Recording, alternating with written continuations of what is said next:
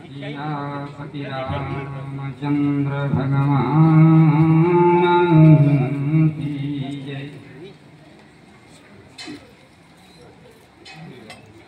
वर्णानाम् अर्थसंहाराणाम्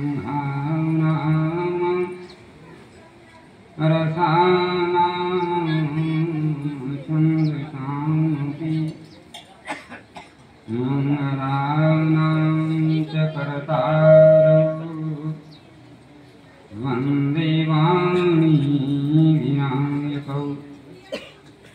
भाई बात ना करें, शांत बैठिएगा। नहीं पढ़ा, शांत बैठिए।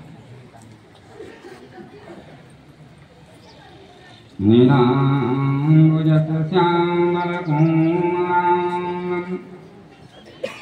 सीता समारोहपितवामभागम्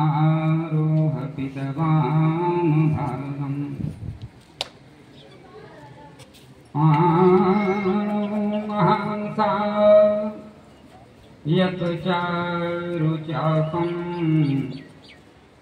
नमामि राम रघुवंशनाथम्। कस्तूरीतिलकं ललाटपटले वक्षस्थले कौस्तुभं नासाग्रे करतले वेणुकरे कंकणं। सर्वांगे हरिचन्दनं सुललितं कंठे च मुक्तावली।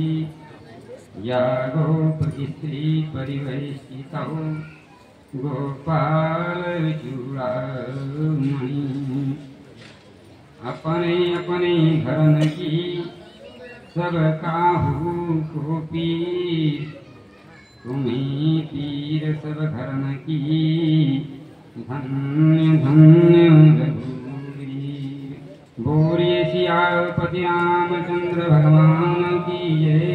बोलिए हनुमान जी महाराज की जय। समस्त धर्म प्रेमी बंधु,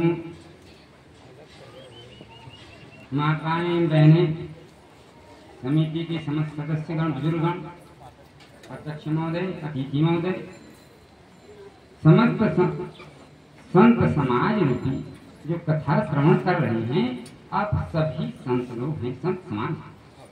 मैं आपको सभी संत समाज के रूप में जान करके, मान करके आपके चरण वंदन करता हूँ।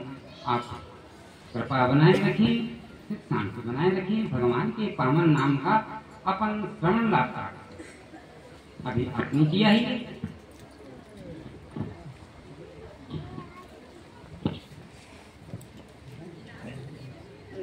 आता हूँ थोड़ी। एक प्रश्न आया और प्रश्न मेरे ही मन में क्या मुझे से किया और प्रत्येक लोग करते हैं और उसी के विषय में बोलूं फिर की बात। कथा हम सुन रहे हैं पर अभी तक परिवर्तन दिखाई नहीं पड़ा। ये प्रश्न आया, ये प्रश्न बना हुआ समाज में हर किसके मन में।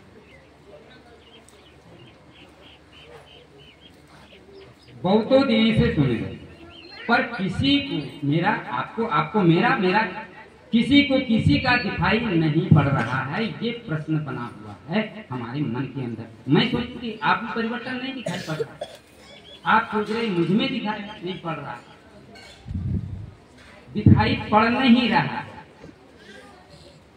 तो हम एक बात का विचार करें तो उत्तर आप अपने आप ही साफ हो जाएगा। हम बाल्य अवस्था में थे, तब युवा अवस्था कब आई इसका किसको पता? किसी को पता नहीं किस दिन आई थी। और युवा अवस्था से वृद्धावस्था कब आई इसका भी किसी को पता नहीं है। जो पर निमित्त नहीं कर सकता उसको कि इस दिन मैं युवा से वृद्ध हुआ था या इस दिन मैं बाल से युवा हुआ था। पर परिवर्तन हुआ। इसी श्रृंखला में यदि यह देखा जाए तो अवश्य ही परिवर्तन राम कथा में भी होता है। दिखाई नहीं पड़ता है पर परिवर्तन होता है।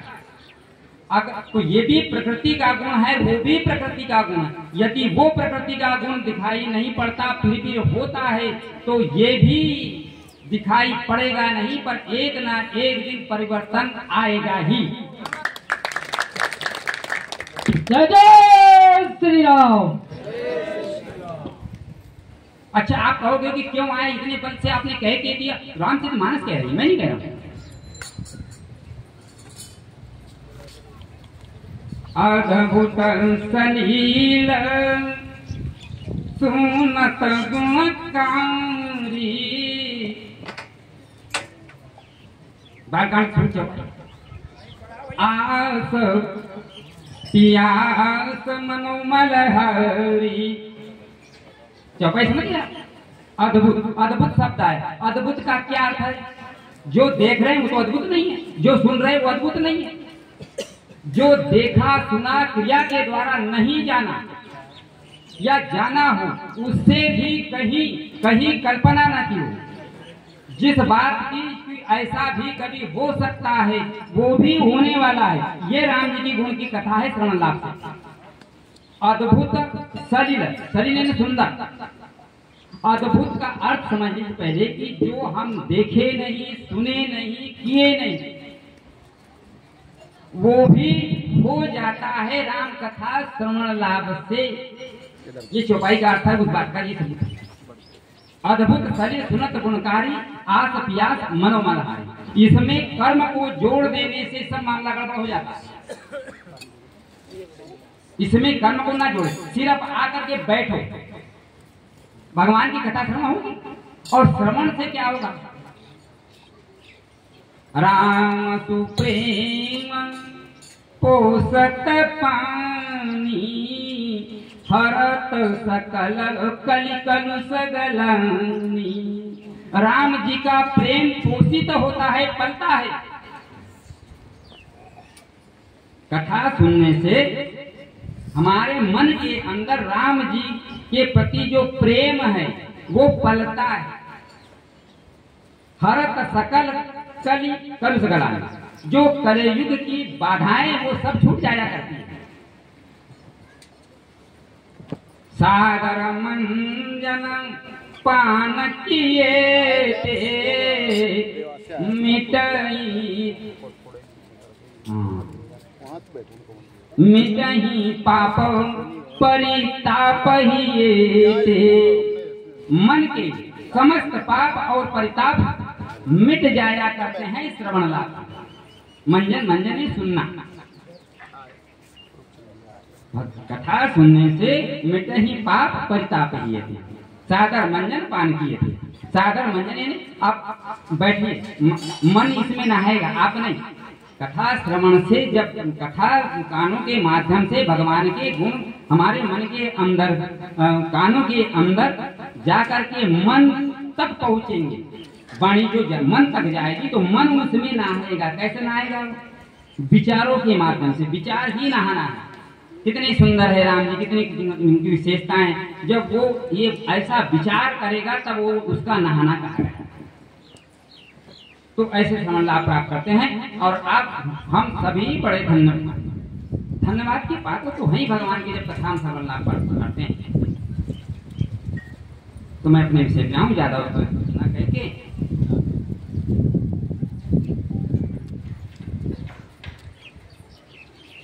महाराज मनु के बारे में यदि कहा जाए तो महाराज मनु सबसे पहले मिथुन सृष्टि के पहले व्यक्ति। मिथुन सृष्टि के पहले ब्रह्मा जी ने, पहले अविद्या का भी नाम आया है, 10 मानस पुत्रों का भी नाम आया और बहुतों का नाम आया, पर ये मिथुन सृष्टि के पहले व्यक्ति माने गए महाराज मनु। टोटल पहले नहीं है, इनसे पहले भी है, ऐसा शास्त्रों में कहा। और एक विशेषता और, महाराज मनु बहुत धर्मज्ञ थे। और यहाँ तक कहा गया महाराज मनु के बारे में कि महाराज मनु जो करते थे वो वेदों ने बखान किया। अच्छा, तो महाराज मनु थे तो अपने परदादा, हमें उनमें कोई भिन्नता नहीं है, बिल्कुल भी नहीं। हमारे परदादा, अब कितने भी परदादा हो, 2 4 10 पर है तो परदादा, तो हमें उनमें कोई अंतर नहीं। तो हमारे परदादा इतने धर्मज्ञ थे कि उनके क्रियाकलापों की, धर्म की व्याख्या वेद करते थे, इतने धर्मज्ञ थे। और यहाँ तक कहा गया है कि जो महाराज मनु व्यवहार करते थे हर किसी से, वो बहुत ही धर्मज्ञ थे, इसलिए बाद में वेदों में गाया।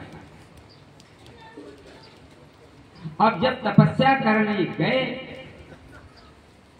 तो महाराज मनु बोल रहे हैं भगवान से, अब यहाँ ये समझिए पहले, तब अपन आगे बढ़ेंगे।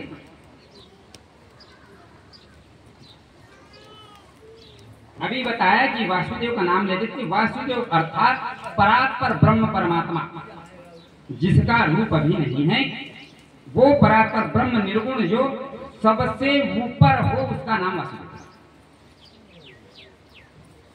कृष्ण भगवान का तात्पर्य इससे नहीं लिया। वासुदेव कहते हैं, सरल भाषा में कृष्ण भगवान कह देते हैं, उसका वो अर्थ नहीं है शास्त्रों में।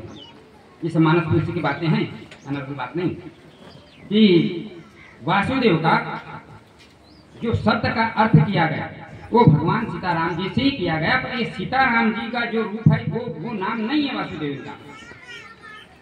ये बाद में जो स्वरूप शिव मन माही के तरफ श्री राम जी का अवतार हुआ।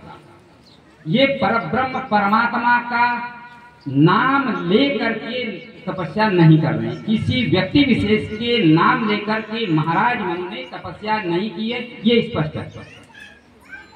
मैं उस परम पिता परमात्मा का स्मरण करता हूँ, मैं उसको देखना चाहता हूँ जो सबसे ऊपर।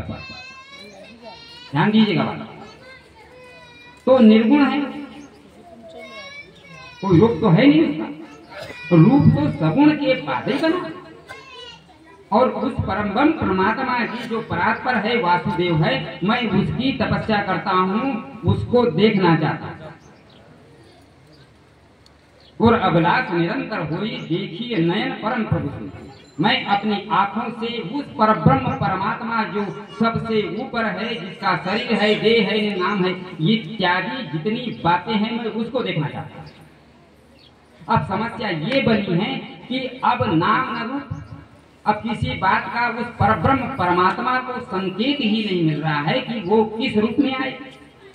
अब आपको नयनग्रत होने के लिए रूप धारण करना पड़ेगा, शरीर धारण करना पड़ेगा। तो अभी किसी आप फले जैसे हो जाइए तब तो हो, अभी तो निर्गुण है, तो हो कैसे? जब तक कोई बात कही ना जाए तब ये शिव स्वरूप। तो इसकी पहले की चौपाइयां देखें।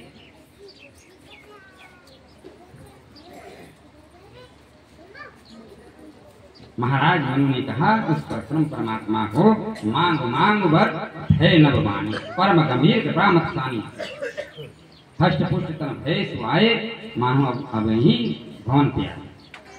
इससे पहले ब्रह्मा इत्यादि जब आए थे तो ऐसी शरीर में परिवर्तन, ऐसा जो परिवर्तन दिखाई पड़ा था ब्रह्मा विष्णु महेश, तब ये परिवर्तन दिखाई नहीं पड़ा था। दूसरी बात, महाराज मनु ये कैसे जान रहे हैं कि अब वो परम पिता परमात्मा, वो परब्रह्म में जिसके लिए भज रहा था, जिसको देखना चाहता था, वही है। पहली बात तो वाणी से संकेत हुआ कि वाणी जो है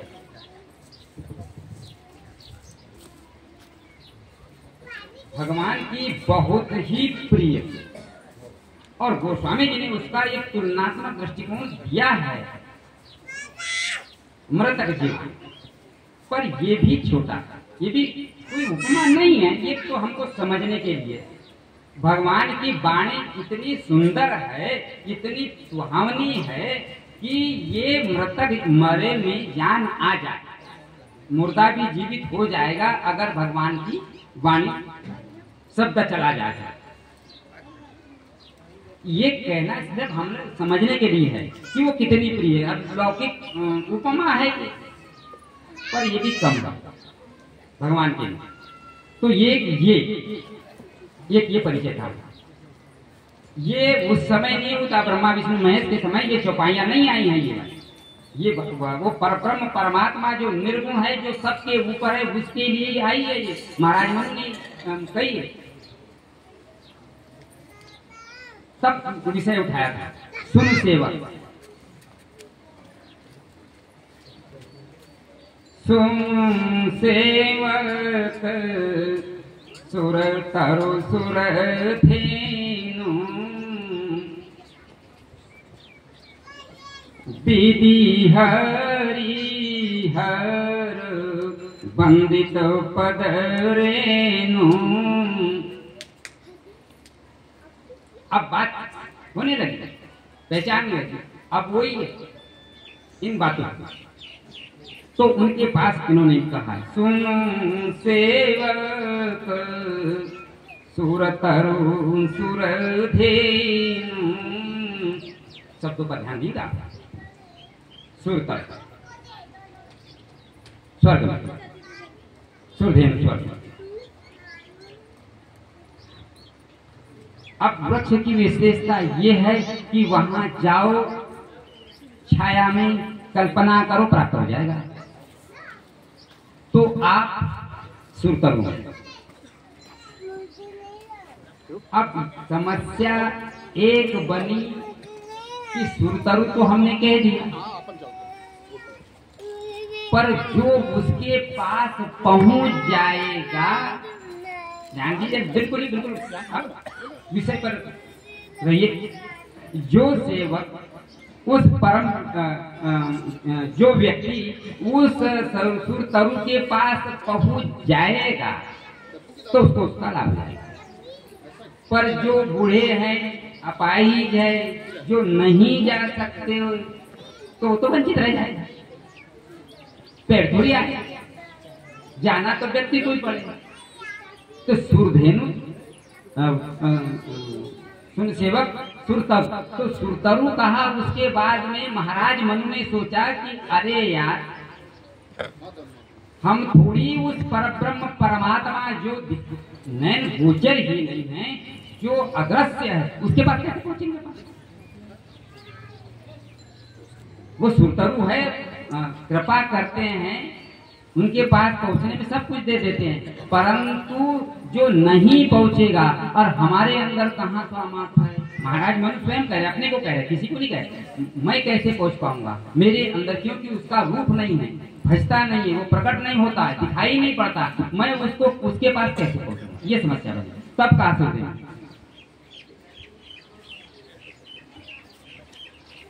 तब सुरधेनु का। तो सुरधेनु क्या है? तो सुरधेनु ये है कि जो भक्त उनके पास नहीं पहुंच पाता है, उसके लिए भगवान स्वयं उसके पास पहुंच करके उसको दर्शन का लाभ देते हैं। इसलिए ये दो शब्द बड़े मार्मिक है उस परब्रह्म परमात्मा के लिए। अभी ब्रह्म की चर्चा चल रही है, अभी अवतारी पुरुष की चर्चा नहीं चल रही है। बिल्कुल ध्यान दीजिएगा, अभी शरीर भगवान का आया नहीं है। अभी तो वाणी पर महाराज मनु उनको कह रहे हैं, सुन सेवक सुरतरु सुरधेनु विधि हरि वंदित पद रेणु।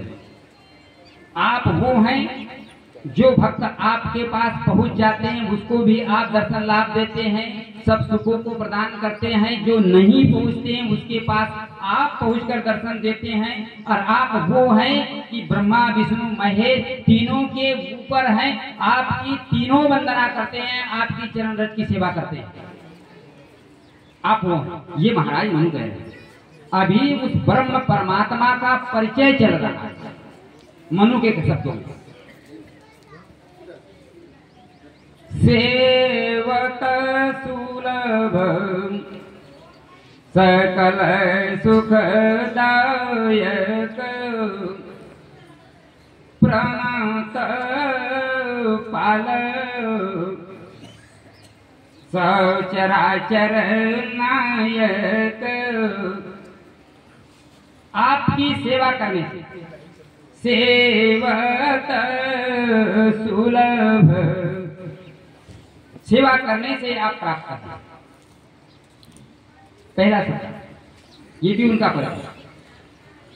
सकल सुखदायक, सभी सुख को देने वाले। सुतम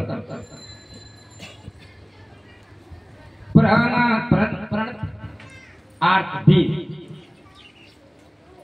जो सामर्थ्य में नहीं है। प्राणात पालस चराचर नायक, आप तो चराचर के नायक हैं। प्रणतों को, दीनों को उबारने वाले हैं, शरण में लेने वाले हैं। ये परिचय भगवान का कर रहे हैं, उस ब्रह्म का। अभी शरीर नहीं हुआ, ब्रह्म की चर्चा चल रही है। अभी अभी एक विषय पहले नारद जी का आया था, मैं उस पर एक सांकेतिक सूत्र दूं। ये वो शब्द आया था, अमर, अमरता। जो अमर होगा वही इनके साथ विवाह करेगा। पर ये चराचर नायक शब्द भी आया, उसमें चराचर की स्वामी। ये जो था उस समय, नारद जी के समय में भी ये ब्रह्म का परिचय था। आपने ठीक कहा कि वो उसको उल्टा बैठे, उसका अर्थ उल्टा कर बैठे। जो ब्रह्म का परिचय था, वहां भी ये ब्रह्म का परिचय दिया गया है, ब्रह्म का परिचय दिया, मगर नारद जी ने उसका अर्थ उल्टा कर दिया। बोले जो ये कन्या उसको वर्ण करेगी जो ऐसा गुण वाला, तो ब्रह्म था। अगर नारद जी समझ ले कि ना हम अमर हैं, ना हम चराचर के नायक है, ना अन्य गुण है ब्रह्म के हमारे, तो ये कन्या तो हमें बरेगी ही नहीं, तो फिर मांगने की जरूरत क्या थी। अर्थ उल्टा करने से सब नारद जी का लफड़ा हो गया। ये रामचरितमानस में श्रद्धा विश्वास करके ही आप पढ़ोगे तो अर्थ सीधा बैठेगा। अगर अविश्वास करके बैठोगे तो मोह में पड़ जाओगे। ये ग्रंथ ही ऐसा है। नारद जी बिल्कुल इसका उल्टा अर्थ कर बैठे। अभी मैंने बताया चराचर नायक, तो चराचर शब्द वहां पर भी आया। चराचर शब्द वहां भी, चराचर के नायक, जो चराचर का नायक होगा वही इस कन्या को वर्ण करेगा। अब नारद थे क्या चराचर के नायक? नहीं थे। अगर वो अपने आप को समझ लेते तो ये चूक नहीं होती, पर शब्दों का अर्थ ठीक नहीं करने के कारण से चूक हो जाता करती है। वही पीछे को लेकर आगे चलो। तो ये परिचय हुआ भगवान का। अब एक परिचय दूसरा और दिया हुआ, जो अनाथ हित हम परने हूं। यदि आप हो, हम पर स्नेह है, और आप तो अनाथों के नाथ है।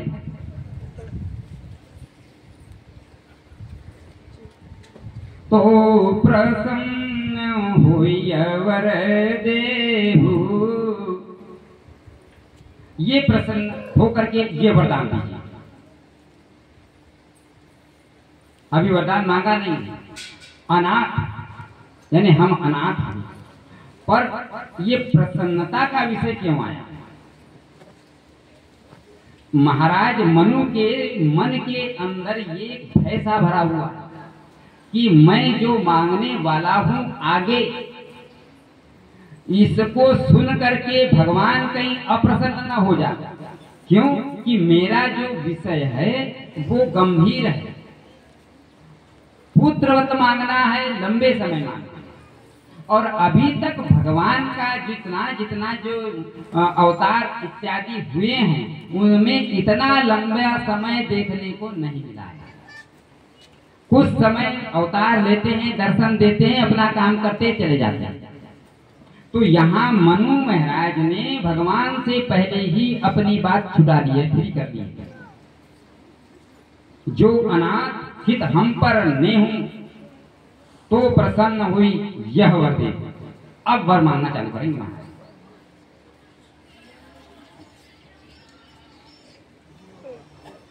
पहला वर मांगा,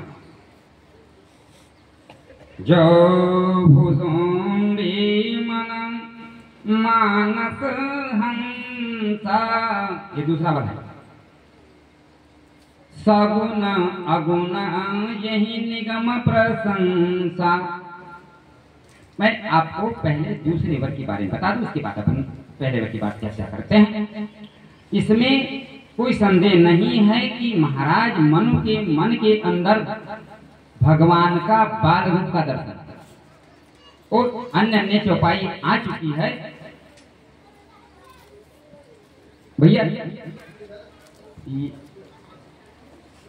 इष्ट देव मम बालक राम, उत्तरकांड बालक रूप राम का ध्यान, ये दो चौपाइयां बिल्कुल स्पष्ट कर देती है। और इसमें ये क्यों हुआ था? लोमस जी के कहने पे हुआ था।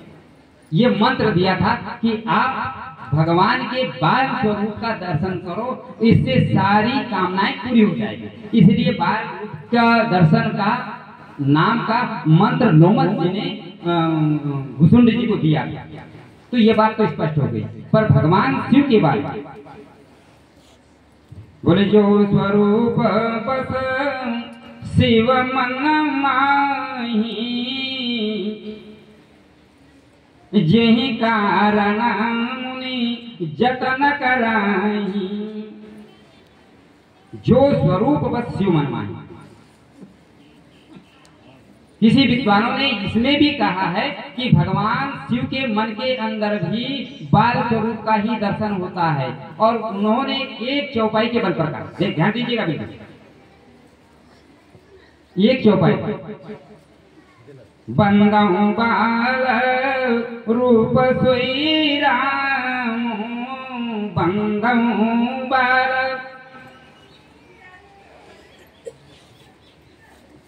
कब कहा था? सती जी की जब पार्वती जी को कथा सुनाने लगे तब।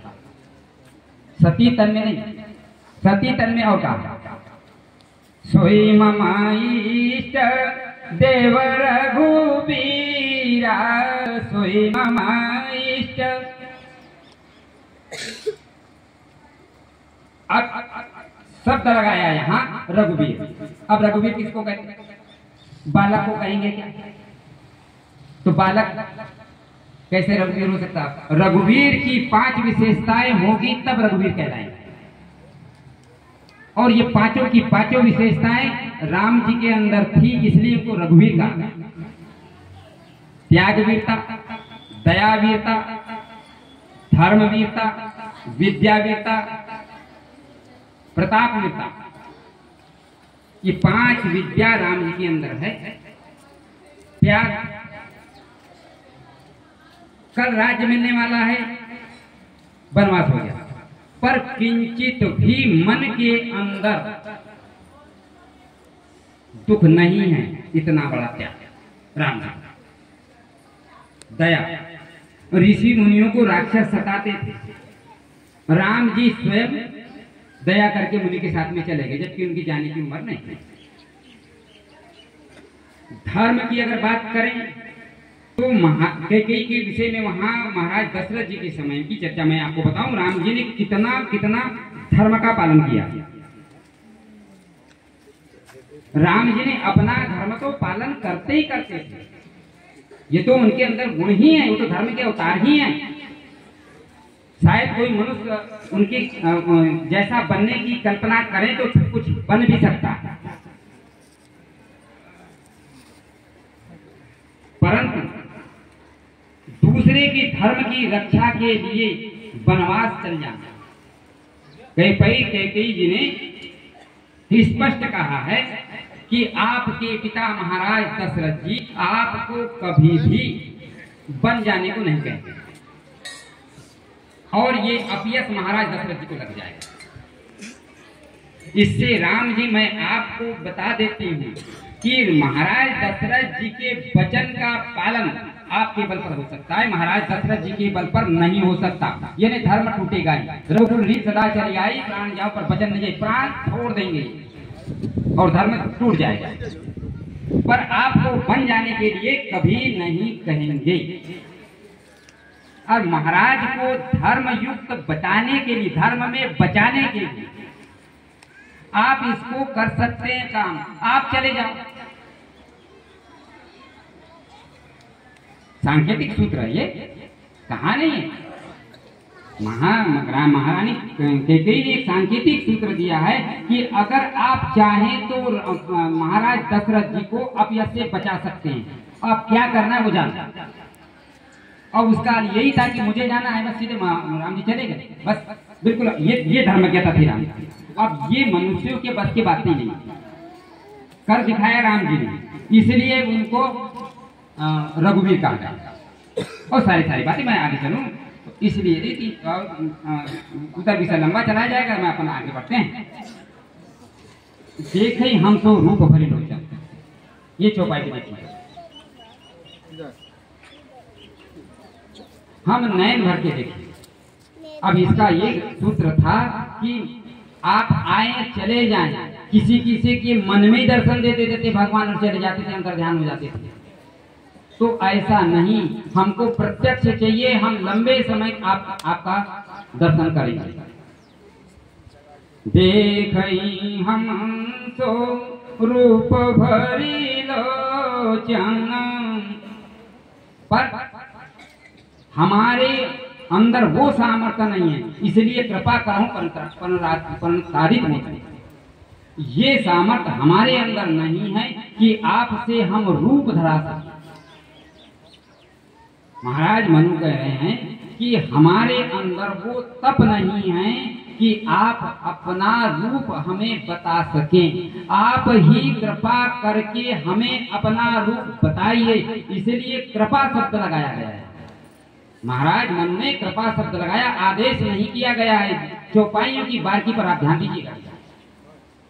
कृपा करूं प्रणतारित मुझे, आप शरणागत की रक्षा करने वाले हो और हम शरणागत हैं, आप हम पर कृपा करिए और हमें वो दर्शन दीजिए। आप जो स्वरूप बस शिव मन मानो, तो आप जो बस आप ये कह तो दिया कि जो स्वरूप बस शिव मन माही, तो भगवान शिव के मन के अंदर आप अवतार लेने का समय आ गया है। और बात भी बता दी कि जो स्वरूप बस शिव मन माही, तो वो स्वरूप कौन सा है ये पता लगाना बहुत जरूरी है। बाल काल में तो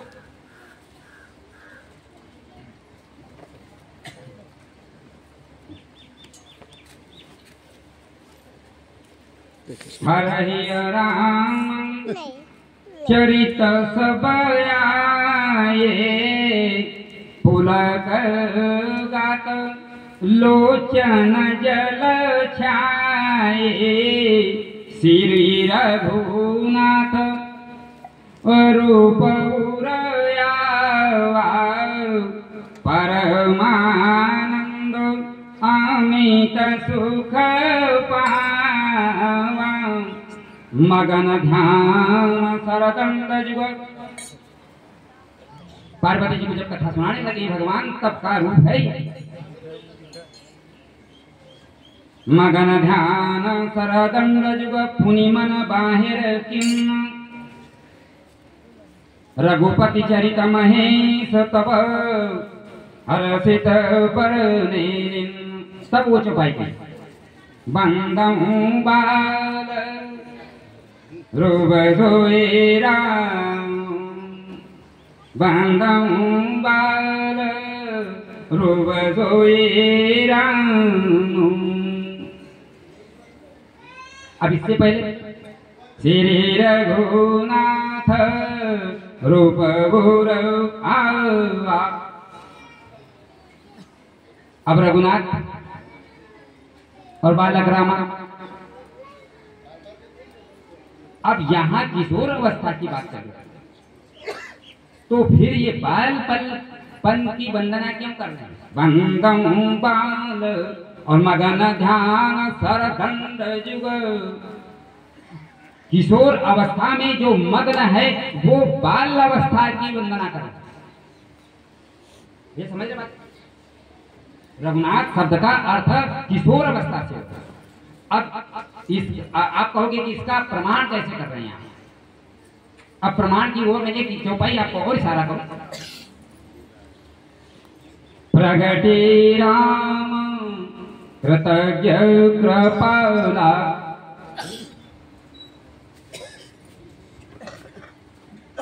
रूप शील निधि तेज विशाला। प्रगट, ध्यान सुनिए, प्रगटे राम कृतज्ञ कृपाला रूप शील निधि तेज विशाला। कब? भगवान शिव के बाद जब पार्वती जी का विवाह कराना था तब राम जी वहां गए और ये चौपाइया वहां की, तो वहां यही रूप है। इसका मानस विश्व में कहा गया कि पद्म पुराण में तो ऐसा आया है कि जिस समय राम जी राजगद्दी पर बैठे हैं उस समय इतना भगवान राम जी का किशोर अवस्था का तेज था कि नर वानर और देवता ये तीनों की बात आई है, सब मूर्छित हो गए। इतना भगवान का रूप तेजमय था, इतना विशाल तेज था कि ये तीनों उस समय मूर्छित हो गए थे राज्याभिषेक के समय। और वही रूप भगवान शिव को राम जी ने उस समय दिखाया था। ये राम जी का धनुषधारी उस समय दिखाया। उसी समय से भगवान शिव के मन के अंदर ये रूप बसा हुआ था। इसलिए श्री रघुनाथ रूप गुर आवा परमानंद अमित सुख पावा। वो परमानंद का जो रूप है, जो अगुण जो जन्म से हीन है, उसका जो रूप भगवान शिव ने उस समय जब देखा तो वो अमित प्रभाव वाला था, भयंकर तेज वाला था, भयंकर सुंदर था।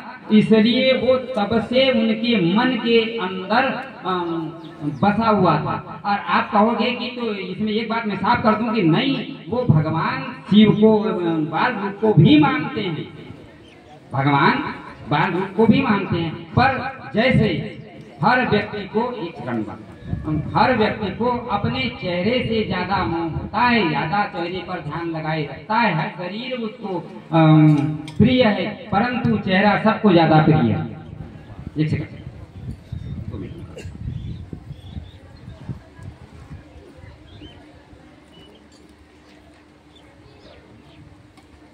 तो भगवान शिव के मन के अंदर